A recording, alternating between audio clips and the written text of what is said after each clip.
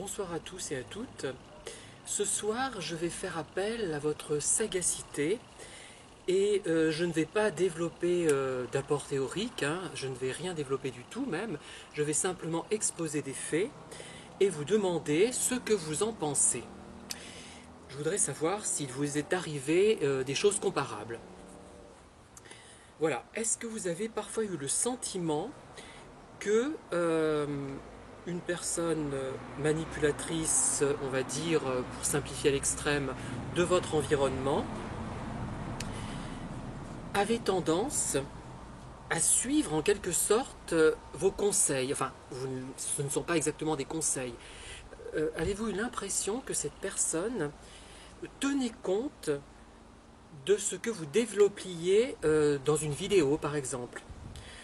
Bon, j'ai été confronté à ce genre de choses, du moins je le crois, et je ne sais pas comment interpréter ce phénomène.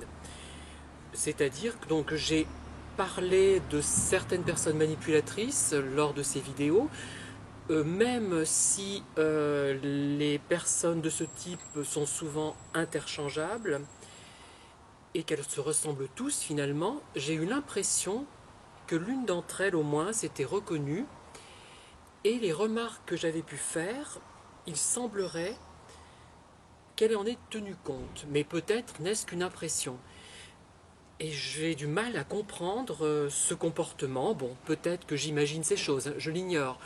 Mais par rapport à des détails qui n'étaient pas très négatifs d'ailleurs, des petits détails que j'avais repérés, des choses humoristiques, j'ai l'impression que la personne en a tenu compte et qu'elle a regardé certaines de mes vidéos puisque il y a des comportements qui ont changé, une façon de peut-être de s'habiller, de se raser, qui n'est plus la même. Voilà.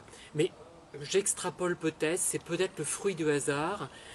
Il faut que je garde à l'esprit le côté scientifique que j'ai en tête toujours et qui m'interdit d'adhérer complètement aux conceptions psychanalytiques, puisque une fois qu'on a suivi des études de psychologie sociale expérimentale, on ne peut pas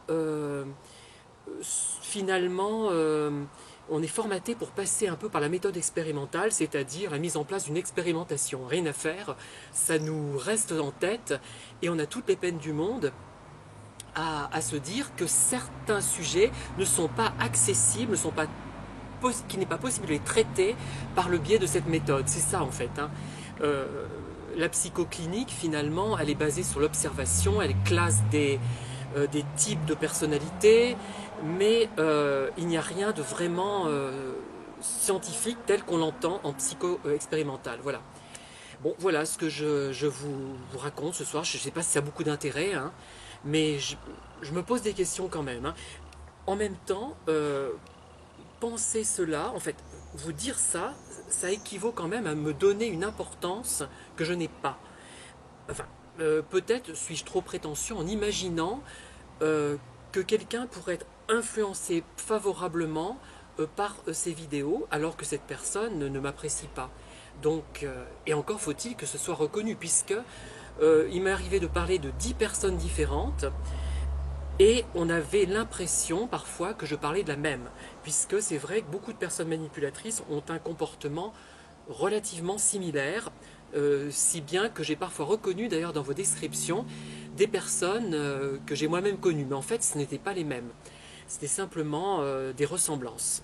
Voilà, je ne sais pas ce que vaut cette vidéo, elle ne vaudra certainement pas beaucoup d'écoute, beaucoup d'audience, mais je voulais quand même la faire, et après je reviendrai sur autre chose de plus précis, mais j'attends encore quelques jours, je ne me sens pas encore prêt à en parler. Voilà, merci de m'avoir écouté et je vous dis à très bientôt.